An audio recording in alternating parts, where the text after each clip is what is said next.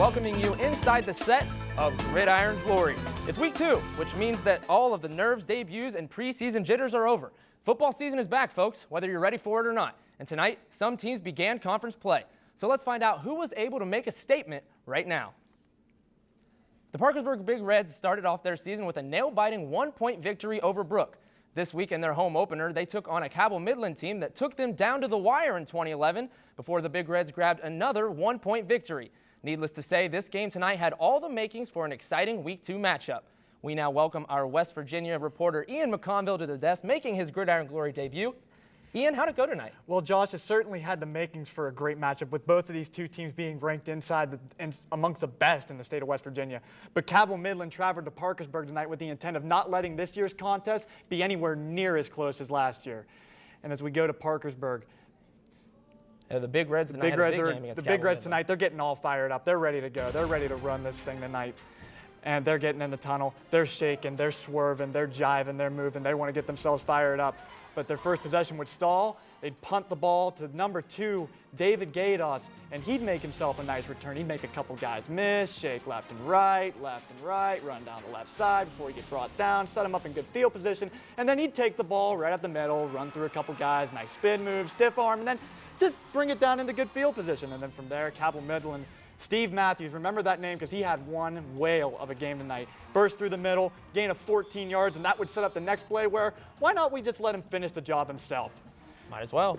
He would put it in from 4 yards out. And if you're looking for the perfect kind of description for Parkersburg tonight, this was it. They downed Cabell Midland inside the 2-yard line, only on the very next play to have Lowell Farley take it 98 yards up the middle and run it into the end zone. Right up the gut all the way. Are you kidding me? Parkersburg defense struggled all night with Cabell Midland's running game, and that was just the perfect evidence of what happened. Now, Parkersburg, their defense was unable to really get anything going, and Matthews was a sore spot for them on this night. He takes this run to the right side, get into good field position, and well, there you know the rest. Gados up the middle, into the end zone, another night's touchdown. And mama, there goes that man again. Parkersburg's trying to get something. He's trying to get something going. That's Justin Lowers, but Cabell Midland was able to take this one 49-10 tonight. Parkersburg's Dan Fox tied a school record with 10 receptions and 99 yards, but Cabell Midland had 549 yards of total offense. 419 of those were on the ground. Parkersburg had no answer for the Cabell Midland rushing attack tonight, and it showed in the final score. Wow, I've never really seen a team move the ball like that on the Big Reds. How do you think Cabell Midland was able to expose this Parkersburg defense? They were aggressive up front. They were able to blow off the line of scrimmage, just explode off the Parkersburg defensive line and open up some major gaps for those running backs to run through. All right, well, thanks a lot, Ian, tonight. Surprising but dominant victory for Cabell Midland. Thanks a lot, buddy. If you'd like to keep up with our coverage throughout the week, be sure to check us out on social media. You can like us on Facebook or follow us on Twitter at Gridiron Glory. For game updates, pictures, and more, you can check those out. You can also follow my host Twitter account at gghost_JAUSH. There you can get my opinions on weekly matchups and ask any questions about your team. After finishing the season at 5-5 for the second straight year, the Maysville Panthers changed up their personnel with the hiring of new head coach Craig Clark. And after Clark led his troops to victory last week, they feel like they have exactly what it takes to beat Tri-Valley tonight. We are now joined live from Zanesville with Brad Hawley, who was at the game tonight. Brad, what was able to happen out there? Well, that's right, Josh. It's an exciting time for both teams. For Maysville, a new coach has brought a new attitude, beating Columbus Academy 22-19 in Week 1. As for Tri-Valley, not to only win the MVL, but to make a run deep in the state playoff. Here we go for the Scotties. Excited for the first MVL game and the home game of the season. Strock starts it off, 12-yard run. Let's hop over a defender, and this sets up one of Austin Jones's touchdown runs. 1-yard run. He had 4 of them on the evening. Not bad if you have him on your fantasy team. Tri-Valley's D-line was stout all night, only giving up 62 rushing yards. This is Tyler Edwards-Frick with the sack. Chris Michael, here's a screen for 11 yards. Remember that name for later. Later in the drive, Strock, a flock of flame. Here he goes running again down to the 1-yard line. Might be in. No. And that means Austin Jones again. Touchdown numero dos for Mr. Jones, and in Buttermore we trust. Jacob Miller trying to get us started in the second quarter for the Panthers. Over the middle to C.J. Harris, catches at the 50. Let's break some ankles. Going down to the 11-yard line, which guess what? Sets up another 1-yard touchdown run for Jordan Hayes. That makes it 12-7 Scotties. Maybe there is an upset brewing here at Tri-Valley, but the calming force of Austin Jones, 16-yard run here. And when you suck in that defense with a good running game, you can go up and over the top to Chris Michael. I told you to remember that name. 37 yards, and he's down to the 19-yard line. And then very next play, Chris Michael. I wasn't lying to you guys. Remember that name. Over the middle, touchdown with 31 seconds to go in the second quarter. 19-7. The Scotties roll in the second half. 28 unanswered points for the Scotties. And if you check out Austin Jones, 20 carries. He may have had a hurt shoulder, but for 95 yards, 4 touchdowns, and Nathan Strock was Nathan Strock, Josh. 14 for 21, 201 yards, and 2 touchdowns. Well, Tri-Valley was able to keep things rolling tonight, Brad. How were they able to stay so hot? Well, one of the most impressive things, Josh, was the defensive line. 62 yards of rushing and only 134 of total defense. That is really impressive. And also, there was worries about the wide receiver. Last week, it was Trevor Kriskop, one of my favorite new names. He had 144 yards last week. This week, 2 touchdowns for Chris Michael, including that big play, those 2 big plays at the end of the first half.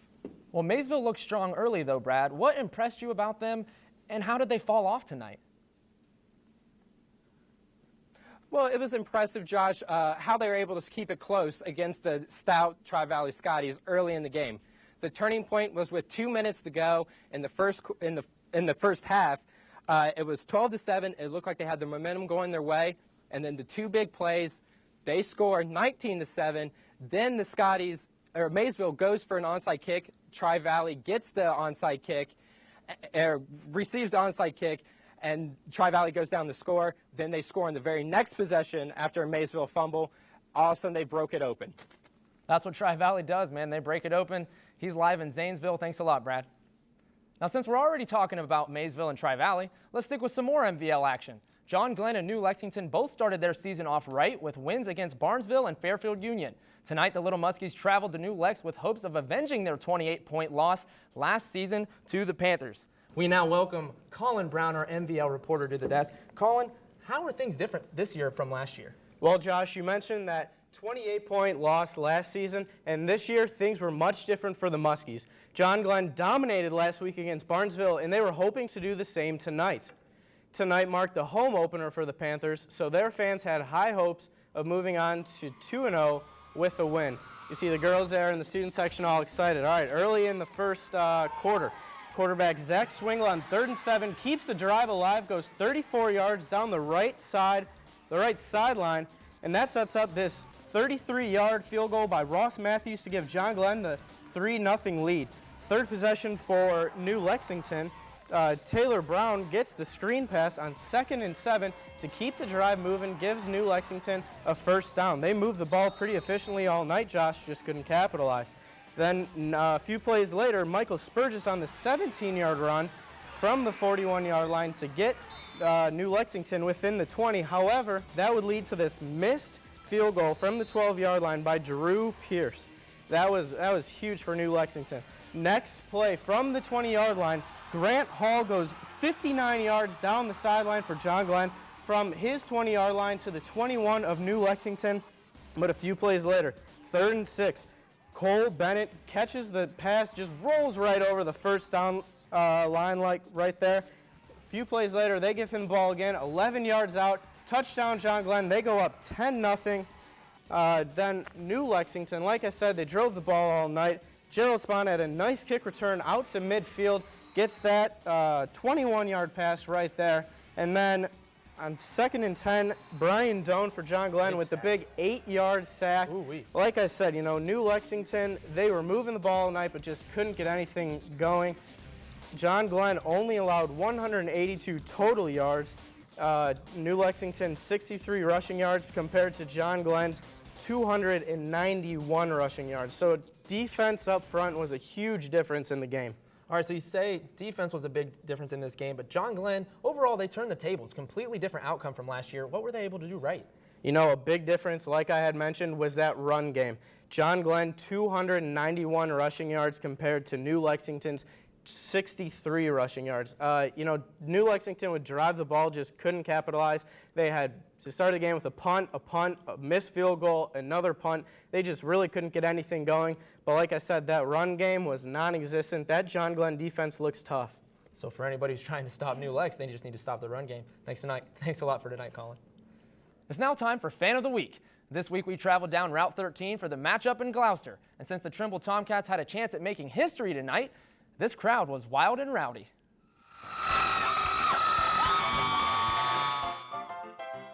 One, two, three. Got it! Huh? You wanted me over here. No. Me. I don't know. All I know is we're going to be doing a whooping. A lot of things. I don't think I'm a fatso. Oh, no, don't do me like that. I just want a quick interview. Yeah, I'll take a tat. Okay, sweet. They're free. High fives are free tonight. Oh, that was weak. Give me another one. All right. You want another one? I'll give you another one. Well, I need another one. Ooh. Why do you deserve to be Fan of the Week more than anybody else? So I want Trimble to win. Yeah! The family. Welcome to the family. That's like the nicest student section name I've ever heard. Go crazy for Trimble right now. Whoa!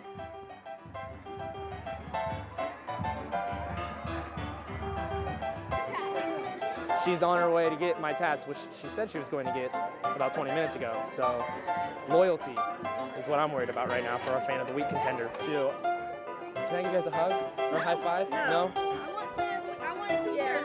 Well, not to talk about dirty deals or anything, but I got my tattoo.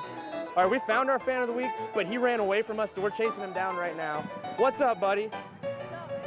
You know, I gotta tell you, me and my entire crew, we loved your enthusiasm and your exit to the interview. That might be the best way anybody's ever left an interview. So that's why we're gonna give you our second Fan of the Week. Here's your t-shirt.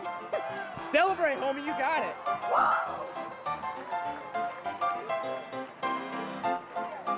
And as fast as he came, he went. Our second Fan of the Week.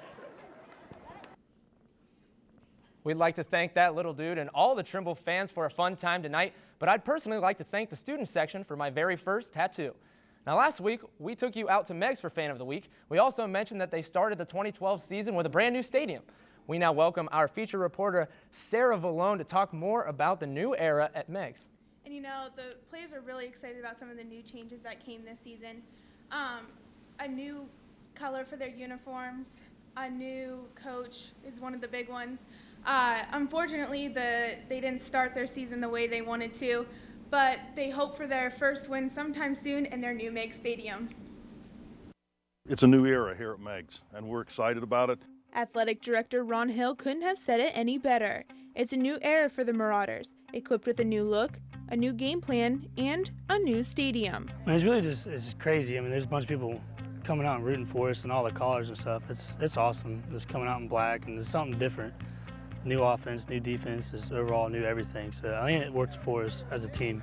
And the players couldn't be more excited for the new season ahead. This is a big change. I mean, I've had the same coach for years and been on the same field for years. It's the excitement in the crowd is pretty neat. It's definitely an experience I won't forget. The man behind the big changes, first-year head coach Mike Bartram. Starts with my wife. We were traveling that road to church back in '07, I think it was February, March, and she said, hey, what do you think about maybe getting some money together and try to get some donations and see if we can raise the money to renovate the track. And so I went to church that day, and Frank Blake, that works for AEP, a local guy that graduated from Meigs also, and also Steve Musser that came into effect the next day, kind of got together at our house the following week, and Frank had this whole game plan of a new stadium. So that's how it all started. Without the community behind the changes, None of this would have been possible. It really shows our community pride. You know, for the longest time, we had an old field. We had had problems with it and everything else. We kept battling those problems as a district. And finally, our community just said, you know, that's enough. We got some resources with Mr. Bartram involved in it, and the community came together, and we're extremely proud of that fact. And Bartram wants nothing more than for the athletes of Meigs High School to just appreciate everything they are able to have. It's one thing that we want to tell these kids: appreciate this field, appreciate this track, this stadium, appreciate that cross-country trail, appreciate everything that we've been fortunate enough to do here. Just appreciate and know how thankful you should be to be able to have this experience, because it doesn't come around too often. It's amazing what they did with that stadium. It's a very, very nice stadium. Yeah, it definitely is, Sarah. And I was out there last week. It brought plenty of more fans, too. Thanks a lot, Sarah. Well, now that you've seen an inside look at the Meigs' new stadium, let's talk about their football team. Last week, the Marauders didn't start out the new era the way they intended against visiting Colgrove. We now welcome our TVC-Ohio reporter, Pat Moore, to talk more about the game. Pat, they had another shot at that first home opener win tonight against a familiar opponent in Fairland. A familiar opponent indeed. Meigs has taken 3 out of the 4 from Fairland, including last season's 27-20 Marauders victory. A new face under center for the Marauders tonight in freshman Caleb Sheets. Dylan Boyer limited practice this week due to a nagging leg injury, and the pristine black jerseys, gotta like those. And we're gonna start it out here with a pitch. That is Tyree Caesar, great name, and I'm gonna tell you, look at these thighs, because they're gonna get him into that end zone. Strong thighs, Josh, baby. They strike first, 2-point conversion good, 8-0 Fairland. Now, after a Meigs fumble, it's going to be Chance short. He's going to find Tyler Phillips, who's going to cough it up. Meigs get the ball right back, and that would lead to this play right here. You're going to see the freshman. He's under center, dropping back. He's looking, and he finds to the left his receiver in Jordan Hutton, who's going to shake a couple tacklers, and he's down the sidelines. He's in the end zone. PAT no good, 8-6 Fairland still. The Meigs momentum was short-lived, though, because on the very next possession here, Kyle Swords, he's going to take the pitch, and woo, he is down the sidelines, 88 yards. We might be seeing that play later tonight in the program. The 2-point conversion was good, 16-6 Fairland, just under a minute left in the first quarter. All right, now tail end of the second quarter now, and Chance Short, he's going to hook up with Swords here at the 2-yard line, which sets up a touchdown for Fairland just before the half. And then right before the half, Meigs frantically looking for some points, and they find it in a Ty Phelps interception. He takes it all the way back right before the half. He cuts the lead 24-12, but it's no luck because Meigs falls to Fairland 30-12, and they start the season 0-2 at their brand new field. And now looking at some stats here, Meigs only got 28 rushing yards for a team that with a freshman quarterback. That's kind of unacceptable, but yeah, no kidding. Yeah, definitely, Josh. You can't be running the ball with only 28 yards. All right, well, Dylan Boyer, he was injured tonight. He's usually making big plays out there. How do you think that affected the game? Well, it wasn't even Dylan Boyer. There were other players out, a couple seniors as well, and I think it affects a lot. Look at a freshman in Caleb Sheets having to step up, but he looked very good, Josh, and you got to tip your cap to him because he played better than a lot of freshmen I think we've seen in the past. All right, well, we'll keep tabs with Meigs. I'm sure they'll get that first win soon. Thanks, Pat. Now, if you'd like to keep up with Meigs or any of our teams from around the league, log on to our website at woub.org/gridiron. There you can find game previews, videos, score updates, and more on all of our featured teams. As the season progresses, you'll also be able to find standings on Player of the Year candidates and potential playoff contenders. It's now time on our show for Extra Points. Here we have 2 games of highlights brought to you in just 1 minute. We're going to start things out with Vinton County. They took on a Piketon squad tonight.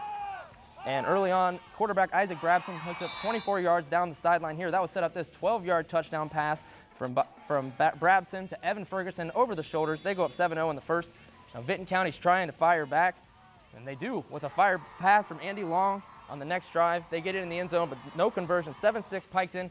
And then Brabson back up into the air to Colton Williams. Huge bomb, 64-yard touchdown. Piketon would take this one 26-12 over Vinton County. Now here, Oak Hill at Alexander. Hard to get some points in this one. They missed the field goal right there. And then here, the last play of the half for Oak Hill. They go up the middle with running back Devin Davis, bounces it to the outside. He's got one man to beat for a last-second touchdown, but he doesn't do it. He gets caught there at the end. Now here in the third quarter, long punt set here for Alexander for the punt return. And Gage Miller's trying to take it down the sideline, gets a few huge blocks, but they would end up not scoring on this drive either and would lose the game 21-7 over Alexander. Although they aren't in the same conference, the Week 2 matchup between Portsmouth and Portsmouth West happens every year. The crosstown rivals almost always provide an intense game, but Portsmouth West has the slight edge, winning 5 of the last 8. We now welcome our SEOAO reporter, Graham Fugazi, to the desk to talk about the game. Now, Graham, both teams 0-1 starting out the season, so someone had to get the victory tonight. Yeah, Josh, I mean, like you said, for this Portsmouth West team, they had the slight edge coming into tonight's matchup, and you would think with this game being at home, history might repeat itself. But the Trojans had a different story tonight, and after a disappointing loss for Fairland last week, Portsmouth seemed focused and ready to play, but the momentum slowly fizzled in this game, Josh. I mean, what a cool event right there, but after a 3-and-out on West's first possession, Brandon Wiedebrook gives the off-tackle handoff to junior Johnny Charles. He shakes, he bakes, and he gets in there for 27-yard touchdown, 27 of his 145 on the night. After a penalty on the after the field goal, Alex Dickerson connects 8-0 Trojans. 5 plays later, West quarterback Austin Bricker takes a snap, finds running back Zach Fry. He dances down the sideline, in from 54 yards out. Touchdown reception there, 8-6 Portsmouth, but they want to go for 2 as well. Bricker looks to the right. He's going to end up bootlegging here, you'll see. He'll bootleg to his right. He gets in off the right tackle, 8-8 midway through the first. Then, after a botched Portsmouth punt, gives West great field position. Zach Fry takes the ball at the middle, and the only way to bring him down is by his face mask, apparently. After a 1st and goal on the 4-yard line, Fry's partner in crime, Justin Craze, pounds it in from 4 yards out. PAT good. 15-8 Senators, and Portsmouth's first play of the next possession, Wiedebrook slings the screen pass out wide to Darian Robinson, 13 yards there, but don't forget the name. You know why, Josh? He's coming back right here. He'll finish it off. 53 yards, saying R-E-S-P-E-C-T, me. And he's in there from 53 yards out. 2-point conversion failed. And then you got to look here, assistant coach Gerald Cadigan talking to the O-line before halftime there, Josh. And they go into halftime losing 18-14. But they come out after halftime, score on their first possession. They go ahead 21-15, or 21-18, excuse me. They end up holding them off there. 21-18. Portsmouth gets the W.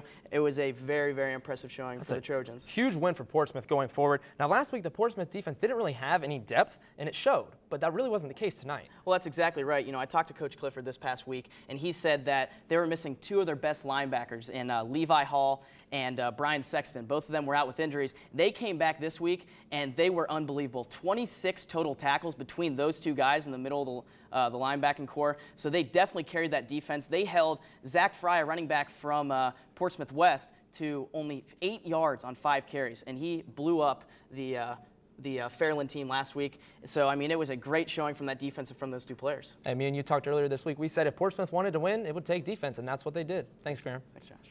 Usually a lot of thought goes into picking our most exciting game for each show, but that wasn't the case this week. Since 2-a-days, we've been anxiously awaiting the matchup between Trimble and Wahama. And after both teams started their seasons with a win, it was obvious that there was no better choice for our game of the week.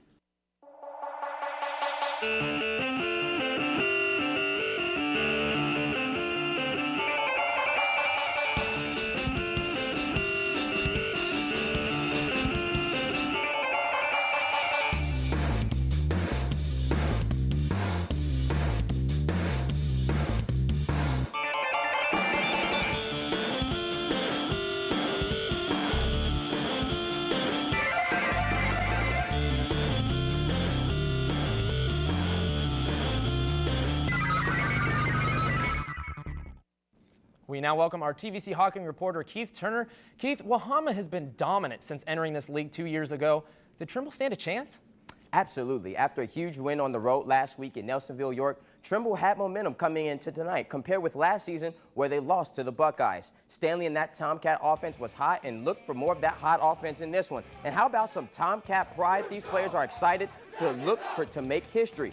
First play, big mistake here for Connor Stanley, stuffed on 4th and short. Turnover on downs, and Wahama will make them pay because senior Trenton Gibbs, he'll shake, he'll bake, and he'll find Crandall Neal for a huge touchdown to get them started. And hey, how about a high five from my man out there cheering me on? They're pumped up. It's 6-0 White Falcons. Next possession, Stanley would get it going in the air, completes his pass to Jacob Coons, but they would be forced to punt. Next possession, though, Trenton Gibbs at it again, completes his pass to Zach Wamsley. Gibbs had 155 yards through the air on the night, but that drive would come to an abrupt halt because Trimble's Jacob Altier would sack Gibbs here. Huge momentum shift, and has the Trimble drummers beating their souls away. Second quarter, Gibbs tries to find his man over the middle, but Josh, he is just laid out. Look at that. Boom. Drilled. Ooh. And how about a WWE audition? Gibbs finds Roush, and Austin Downs here. He's going to make what looks like a body slam of a tackle that would lead to a Wahama punt. And next possession, Stanley would find Wyatt Deek for a huge gain that would put them inside the White Falcon red zone. And of course, that would lead to Jacob Kish under center. 1-yard rush, 6-6 tie ball game. This game was very good going down to the wire. After a nice kick return from Roush, Gibbs drops back, makes his moves, but throws an interception to Jacob Kish. That's huge because that does not let them score before halftime. 6-6 is still the score. But beginning of the third quarter, 4th and goal on the 1, Wamsley puts it in the end zone, a questionable spot. But it's 12-6 White Falcons on their way to a huge 25-12 win over the Tomcats. It was just an impressive night for Trenton Gibbs, 7 for 11, 155 yards, 2 touchdowns with that interception. I mean, Josh, after a tough game for Trimble this week, after their huge win last week, they weren't able to get it done at home, and Wahama stays undefeated in TVC-Hocking play. All right, so obviously a tough loss for Trimble. They seemed hopeful, but what does this win mean for the Wahama White Falcons? Well, Wahama's definitely on their way to another TVC-Hocking title. I mean, they can't get complacent. They have to continue to play strong, but I don't see anyone getting past the Wahama White Falcons. All right, great stuff tonight. Thanks a lot, Keith. That does it for all the games we have tonight, but some of those plays were just too sweet to not take a second look. Here are tonight's top plays. Starting off, we are going to head back out to the Piketon versus Vinton County game. Colton Williams here, long ball from the quarterback, 64-yard touchdown, and they would cruise in this victory over Vinton County. Now, coming up at number 2 for Portsmouth, Johnny Charles. He is going to cut to the outside here, break a few tackles, and hit the right bumper for the juke move before he finds his way into the end zone. Portsmouth would win that one 21-18. Now here for our number 1 play, Cabell Midland versus Parkersburg. You saw it earlier. Lowell Farley right up the gut, 98 yards, putting the nail in the coffin of Parkersburg in the dominant 49-10 victory for Midland. Now that you've seen all the best that Week 2 has to offer, it's time to move forward and start thinking about what's next. Here's what to expect from Gridiron Glory in Week 3.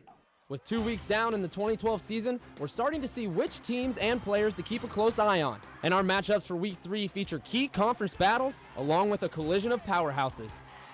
We're heading to 2 MVL games next week. First, the New Lexington Panthers travel to Philo to try and knock off the Surging Electrics. Then the Sheridan Generals are back at home when they play host to the Morgan Raiders. We'll also be heading to that game to select our next Fan of the Week. South Gallia will try to prove themselves in the TVC-Hocking by taking down Connor Stanley and the Trimble Tomcats. Over in the Plains, former SCOAL opponents Warren and Athens will square off. Both teams started the season on the wrong foot and are looking to get back on track. The Parkersburg Big Reds started their season in thrilling fashion with a 1-point win over Brook. Next week, they cross the border when they take on the Marietta Tigers. The Granville Blue Aces will travel to Jackson for our Game of the Week. These 2 teams combined for 20 wins last season and both have high-powered offenses. Well, that is all the show we have. Check us out next week because there's nothing better than Friday nights and Gridiron Glory.